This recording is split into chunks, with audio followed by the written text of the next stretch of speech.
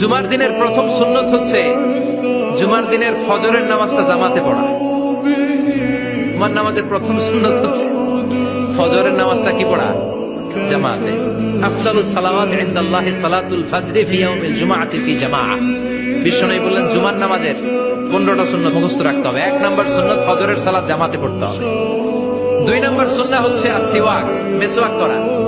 মাতহারাতুন লিল ফাম মারদাতুন লিররাব। মিসওয়াক করলে দাঁত পরিষ্কার থাকে, আল্লাহ খুশি হয়ে যায়। 3 নাম্বার হচ্ছে দুহুন, তেল মালিশ করবেন। বিশ্বনবী জাইতুনের তেল চুলে আর গায়ে দিতেন। বিশ্বনবী বলতেন ওয়াদাহিনু ফাইন্না ফিত তাদহিনে বারাকাত। তেল খাও, তেল দাও, তেল মালিশ করো, তেলের ভেতরে আল্লাহ বরকত ঢুকাইয়া দিছে। 4 নম্বরে আত্তিব, জুমার দিনে সুগন্ধি লাগিয়ে যাওয়া সুন্নাত। লাগাবেন? লাগাতে রাজি আছেন? বিরাতু আইনি ফিস সালাহ, নামাজের মধ্যে যখন আমি দাঁড়িয়ে যাই আমার চক্ষুটারে ঠান্ডা করে দেয়